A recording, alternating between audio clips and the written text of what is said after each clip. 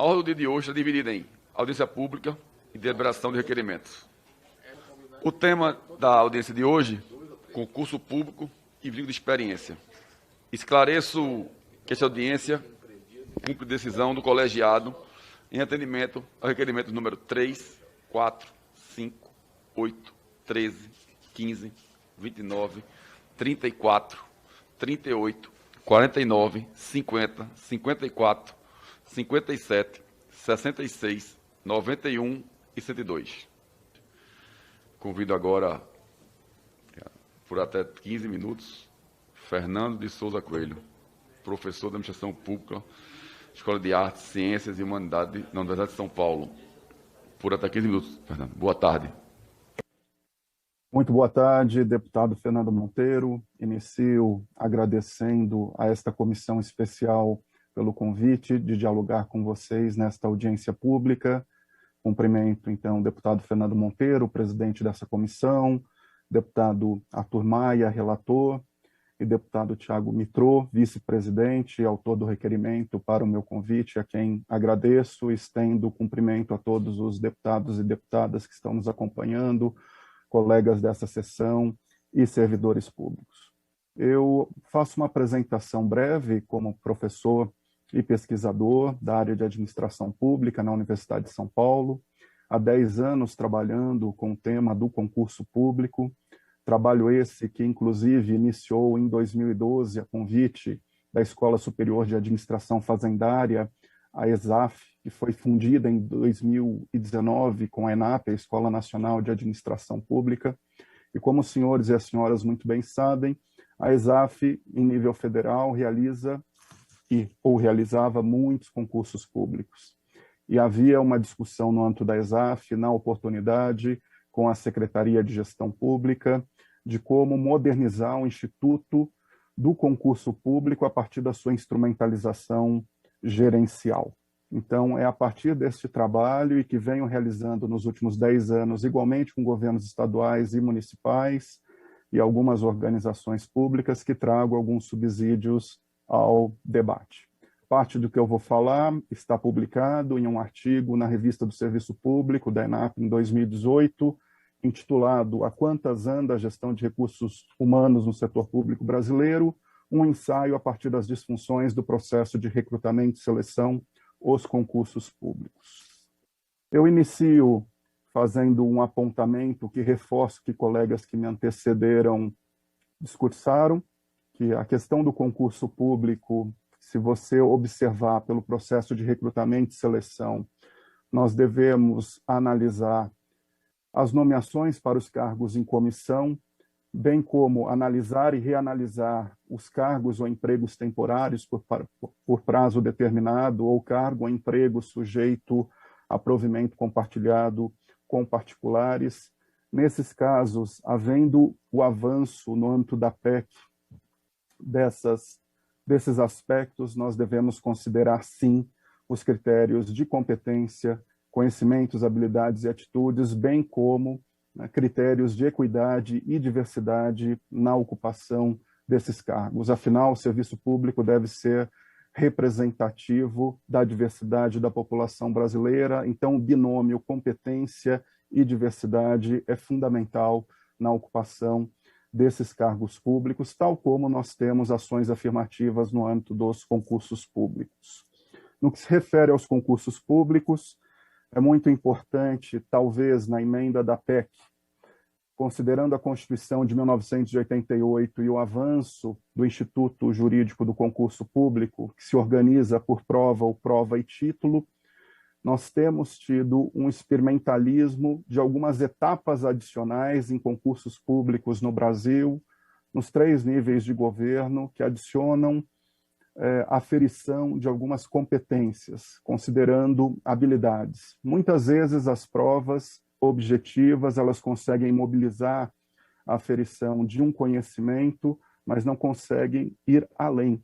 Claro que isso depende da especificidade, da natureza, da complexidade de cada cargo e de carreira no setor público, mas talvez até para inovarmos no Instituto Jurídico do Concurso Público, para além de provas objetivas, prever uma etapa, né, adicional que pode ser opcional, né, de acordo com a natureza e complexidade do cargo e do emprego público.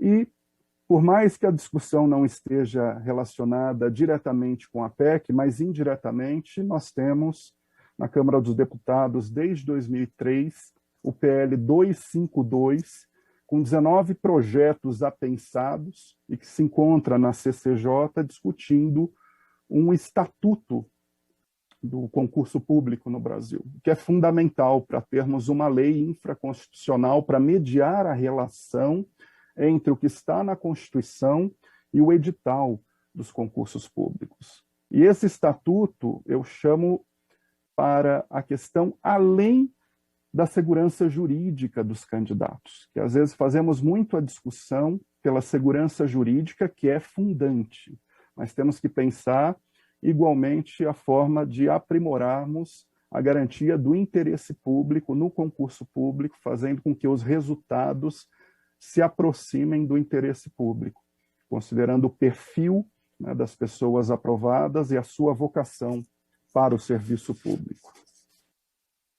Eu complementaria afirmando que não tenho ideias do ponto de vista jurídico, porque não sou um jurista, sou alguém da área de administração e gestão pública, temos que dialogar com os juristas da área de direito administrativo para pensar este equilíbrio entre o instituto jurídico do concurso com a sua instrumentalização gerencial. Mas eu venho afirmando que, para além do concurso, né, como instituto jurídico, é fundamental pensarmos as políticas públicas de gestão de pessoas, porque não podemos restringir a reforma administrativa a uma emenda constitucional e ela não ser implantada coerente e consistentemente com uma política pública de gestão de pessoas. E eu posso aqui fazer uma afirmação para vocês no que se refere ao concurso público. Muitas vezes o concurso público é tratado de uma forma isolada, num ritual processualístico, como se fosse tão somente uma prova, e não pensamos a relação do concurso público com os diversos subsistemas de recursos humanos no nível macrogovernamental, para todo o governo, ou em cada uma das organizações públicas. Obviamente, temos exceções, boas práticas de gestão de recursos humanos em diversas áreas do setor público brasileiro, mas muitas vezes, sobretudo no nível subnacional, estados e municípios, ainda essas práticas estão distantes de um ideal e muitas vezes são anacrônicas. Então, para continuar a minha exposição, a partir deste argumento, eu peço licença aos senhores e senhoras para compartilhar uma breve apresentação.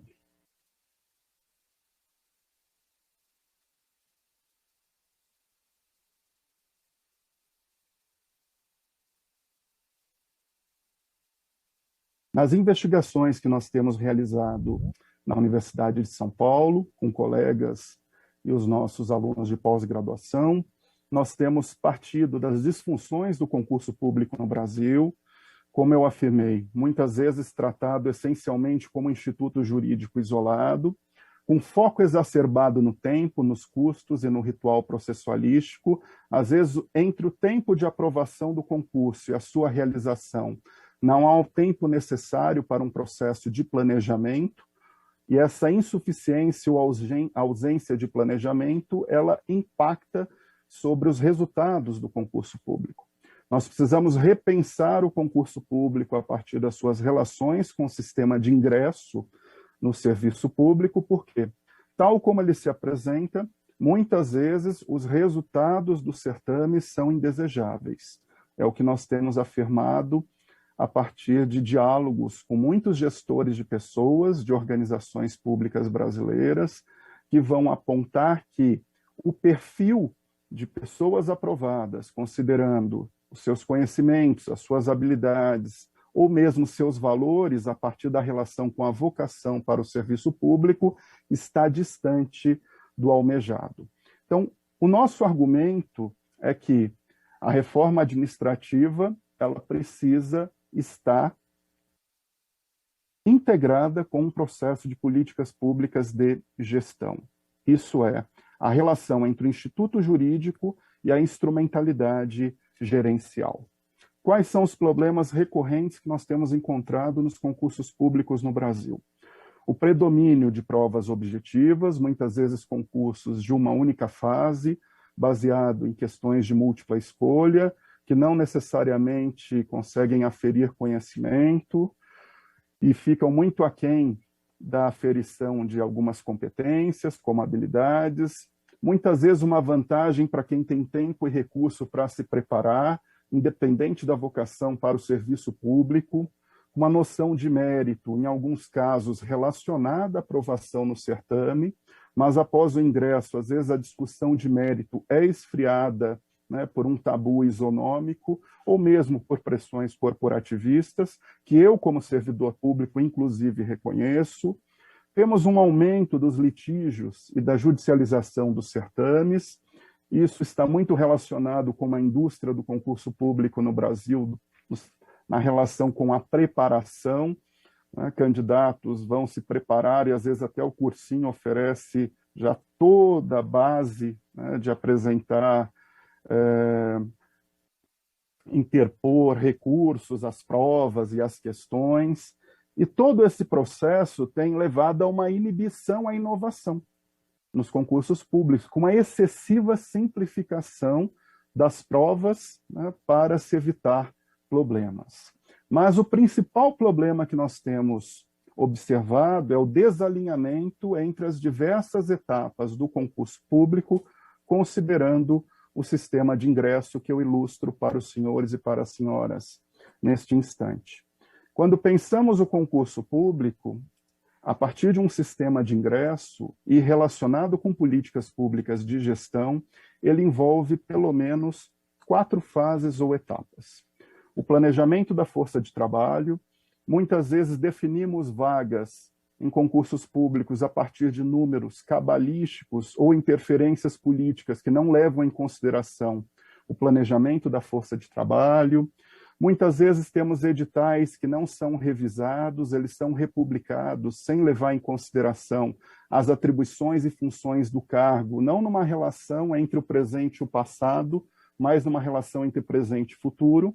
Paremos e pensemos em 2030, quais são as funções e atribuições de muitas dessas pessoas que estão sendo aprovadas em concurso público, elas vão realizar nos seus cargos ou carreiras. Então, o planejamento da força de trabalho macrogovernamental e organizacional é fundante para uma boa organização do concurso público. Um segundo item é o recrutamento e seleção, toda a necessidade de pensarmos a elaboração de um edital a partir de equipes multidimensionais com diferentes racionalidades que pensam o edital para além da abordagem jurídica, mas como instrumento gerencial. A forma em que o concurso público é elaborado, envolvendo inclusive a contratualização de uma organização terceira, se não houver o devido alinhamento, a prova se distancia do ideal do edital, e pensarmos um processo de divulgação para além do ato da publicidade do concurso no Diário Oficial. Como que organizações públicas ativamente divulgam os concursos públicos, buscando que essa divulgação seja uma divulgação ampla, mas também que ela atinja pessoas que tenham esta vocação. Por que não divulgar um concurso de professores, por exemplo, nas faculdades de educação e pedagogia? Isso muitas vezes não ocorre. Vejam, é uma falha de gestão. Um outro item é, decorrido o concurso, a forma em que falhamos em governos e organizações públicas na incorporação dessas pessoas.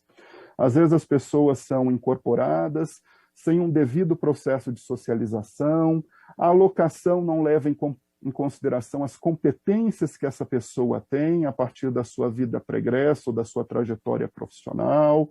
Não realizamos um mapeamento de competências dessas pessoas para fazer essa devida alocação. E aqui é fundamental destacar o papel das escolas de governo, porque são essas escolas de governo que vão fazer o processo de treinamento e desenvolvimento das pessoas aprovadas, considerando os gaps de competência que uma prova muitas vezes não consegue aferir. Então, é muito importante pensarmos a incorporação e o treinamento e desenvolvimento. E, por fim, como o colega Felipe Dumont apontou durante a apresentação que ele realizou, pensarmos a gestão do desempenho vinculada ao estágio probatório, né?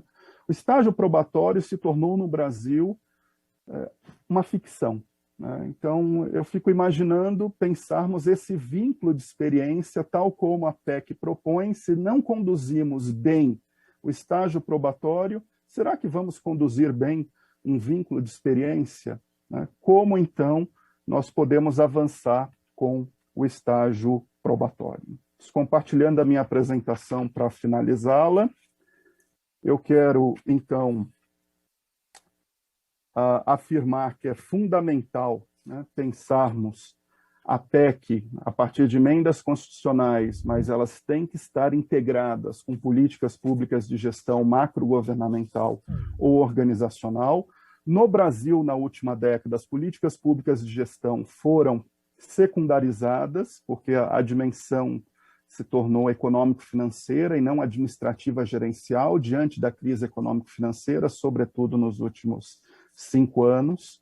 Então, as políticas públicas de gestão não estão na agenda como deveriam estar em todos os níveis de governo, claro, com ressalvas e exceções.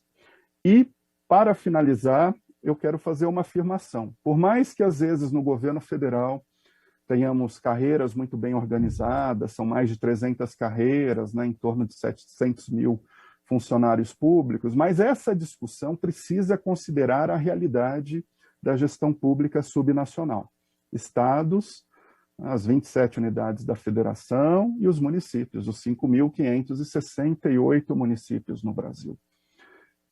São nos estados, em alguns, e sobretudo nos municípios, e temos aqui deputados e deputadas que conhecem muito bem a realidade municipal a partir da sua base política eleitoral, inclusive deputados ou deputadas que já foram prefeitos, que a gente tem que jogar luz, né? Por quê? Porque nos municípios, muitas vezes, não temos essa área de recursos humanos, a área de recursos humanos se restringe a um departamento de pessoal, com foco operacional, sem uma inteligência para essas políticas públicas de gestão, né? Os municípios ainda continuam fazendo concursos públicos muito para carreiras de especialista, que é uma modelagem do século XX, não pensando carreiras amplas, que é uma modelagem do século XXI. Enfim, isso requer um processo de colaboração federativa, tanto por parte da União, quanto por parte dos estados em relação aos municípios. Se nós não trabalharmos essa colaboração federativa, nós vamos continuar tendo nos municípios brasileiros, sobretudo os de pequeno e médio porte, que representam 90% dos municípios brasileiros, com até 50 mil habitantes, muitos problemas na área de recursos humanos. Encerro agradecendo novamente a oportunidade de exposição e interlocução e, oxalá, algumas dessas ideias possam subsidiar o debate que os senhores e as senhoras têm em torno da PEC 32. Obrigado. Obrigado, Fernando de Souza Coelho. Eu queria convidar agora para dar 5 minutos, Fernando de Souza Coelho. Muito obrigado, deputado. Quero iniciar agradecendo novamente pelo convite, oportunidade de exposição e interlocução com todos os colegas e a interação com os deputados que nos sucederam após as apresentações, deputado Gervásio Maia, deputado Rogério Correia, deputado Israel Batista e deputada Alice Portugal. Creio que tivemos muitos insights para que sejam considerados nas emendas que os senhores farão à PEC 3220, e eu gostaria de apontar algumas ressalvas, né? Em primeiro lugar, no que se refere à nomeação para cargos em comissão, é fundamental pensarmos qual é o percentual de cargos em comissão em relação aos cargos públicos autárquicos e de empregados públicos. É fundamental termos um limite, em adição, pensarmos quais são os critérios de competência bem como de diversidade e equidade para a ocupação desses cargos de livre provimento. O mesmo se aplica para os cargos e empregos temporários, por prazo determinado, ou mesmo os compartilhados com particulares. Neste caso, é muito importante a regulamentação, se isso for aprovado, de quais são, de fato, as atividades a que cabem, né, esses cargos temporários e compartilhados, bem como qual é o limite do uso desse instituto em discussão. E para finalizar, no que se refere ao concurso público, eu reforço a minha apresentação. O concurso público no Brasil está previsto desde a Constituição de 1934, obviamente com a Constituição de 1988 e a sua ampliação na federação. Nós iniciamos um processo de profissionalização na administração pública, sobretudo no nível subnacional. No caso dos municípios, nós tínhamos 2,5 milhões de funcionários públicos em 1987, hoje são em torno de 7 milhões de funcionários públicos, e muito desse aumento, dessa força de trabalho, se refere às competências administrativas para os municípios que foram consagradas na Constituição de 1988. O concurso é muito importante como instituto, mas é tão fundamental modernizá-lo no que se refere à sua aplicação. Para além de pensá-lo como instituto jurídico, a sua instrumentalização gerencial, o que está relacionada com as políticas públicas de gestão de pessoas e pensarmos o concurso dentro de um sistema de ingresso. E considerando o estágio probatório, eu vejo que o vínculo de experiência, tal como apresentado, ele não cabe. Nós precisamos, obviamente, a partir do estágio probatório, que muitas vezes é uma ficção, porque não é instrumentalizado gerencialmente, trabalhar em prol da sua instrumentalização. Então, essas são as palavras finais que eu trago para essa comissão. Muito obrigado. Obrigado, Fernando Souza Coelho. Nada mais havendo a tratar, conforme já comunicado, reforço a convocação da reunião extraordinária virtual amanhã, quarta-feira, 14/7, às 14h30, no plenário 6, para a realização de audiência pública e deliberação de requerimentos. Está encerrada a presente reunião.